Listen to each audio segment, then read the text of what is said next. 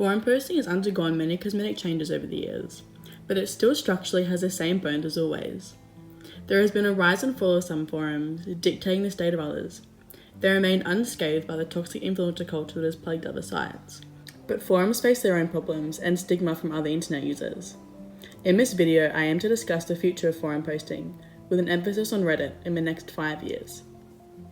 Predicting the future is nothing short of an educated guess, but I would like to lay down my futurist thinking. Taking inspiration from Wendell Bell's An Overview of Future Studies, there has been a set of assumptions I am making about future perspectives to help create a framework for how to look at forum posting. The following 6 assumptions will be considered, with an emphasis on 1, 2, and 5. The idea that time moves irreversibly from the past is important to recognise, and the history of forum posting cannot be removed from the future of forum posting as it exists as a trace of the past.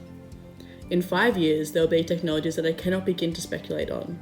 No one can know what digital devices or sites will be live in 2026. Forum posting is a collective site. Users have shaped how particularly Reddit is now, and they have the power to shape the future of forum posting without a doubt. Reddit, the front page of the internet. Reddit is a forum posting site where users can share content and interact with each other's posts.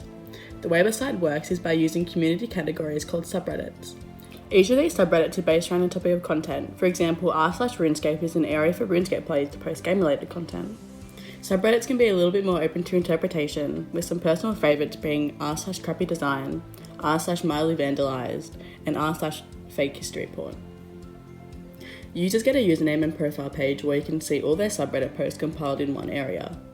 There is little emphasis on the actual user, but the content they share in subreddits. If their content is well received, users can upvote. Alternatively, if it sucks, it can be downvoted. This is Reddit's version of a social media like system. What makes Reddit a unique social platform is that the focus is about discussion. There is a natural curiosity in Reddit users that makes engagement less daunting. Since the main point of focus is the post at hand, whether it be a question or a photo, there is less pressure on the actual poster. The overall anonymity also makes it easier to engage with other people. For more embarrassing or extremely personal content, users can make a throwaway account. This is a temporary Reddit account for people who do not want these specific posts to be linked to their main Reddit account.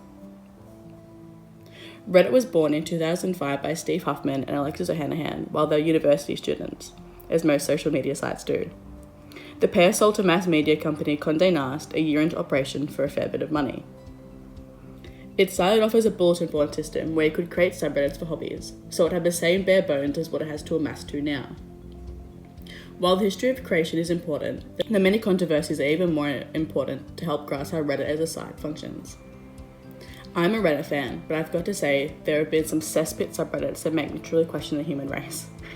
There have been many subreddits that are now banned, like r/braincells for incels, which in turn started to advocate for murder, r/creepshots, where users would share sexual photos of unaware women, r/jailbait, which shared explicit photos of underage girls, which was actually voted best subreddit in a 2008 poll, and r/watchpeopledie, which kind of says it all.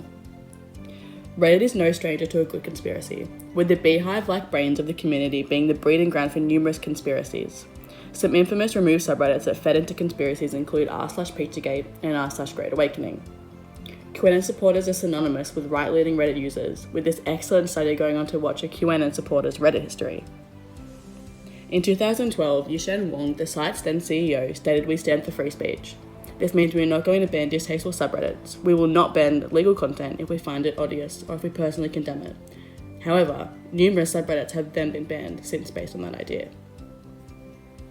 In 2015, Reddit introduced a quarantine policy to make visiting certain subreddits more difficult.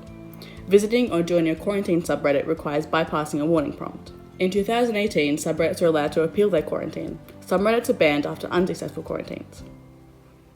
It would be criminal to talk about the future of forum posting without the historical case study of 4chan, which was quite literally the ninth circle of hell in the form of an internet site. In the past, 4chan was similar to Reddit, but instead of subreddits, there were threads, the home of the green text. Where the two differ was that 4chan never required you to make an account or create a username, which really took away all forms of accountability due to the anonymity. 4chan was the English-speaking version of 2chan, just for some context. It was really the site of organised internet crime and harassment in 2003, with so many wild incidents. They hacked Sarah Palin's email in 2008 and white supremacists specifically hacked deceased child Trayvon Martin's account in 2012. They faked the death of Steve Jobs in 2008. Jake Burham posted 40 large-scale bomb threats in 2006. They made the swastika go to the top of Google searches in 2008. Numerous school shooting, threats, admissions, plans, and anything else in between. Any absurd fandom, porn, conspiracy, or extreme political view that still lives on Reddit was born on 4chan. All of them. It wasn't all bad, but also was not good at all. 4chan now lives in 2 different states, with appropriate content being found on 4channel.org and more not safe for work on 4chan.org. They cracked down on moderation, now requiring site moderators to provide a copy of their ID. There was also an increase on advertisements, and the lawless west of the internet was not so lawless anymore. Users lost interest and started to migrate to other spin-offs, like 8chan, which was ended after the El Paso shootings, or 8kun and N-chan, and now, Reddit. Reddit was made in 2005, which we have addressed, but in 2012 there were 46 monthly active users. In 2019, that increased to 430 million. The largest portion of users are in the United States, which is an important demographic to consider. 72% of US Reddit users report that they use Reddit for entertainment purposes. 42% of adult Reddit users in the US regularly get news from Reddit. Among American users that get their news from Reddit, 79% support the Democratic Party. In 2020, 303.4 million posts were posted on Reddit, a 52.4% year-over increase. In January 2021, 59,586 new subreddits were added to the platform. On average, about 60,251 new subreddits are added to Reddit each month. 2 billion comments were posted on Reddit in 2020, up from only 300 million in 2019.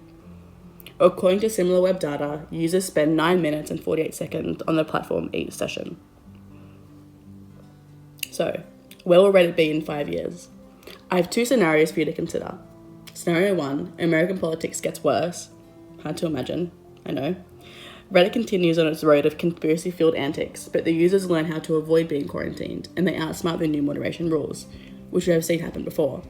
The alt-right pipeline is promoted again heavily among users. It starts to replicate a newer, more technological version of the underground web forums like 4chan. Mutated versions of Pizzagate reappear, but with a focus on politics in 5 years. It reaches breaking point, it is shut down or sanctioned off like 4chan. This is a very dramatic but extremely viable outcome for Reddit, depending on the political climate in the future and its US users. Scenario 2, Reddit loses its current forum style and a new underbelly of the internet is born elsewhere.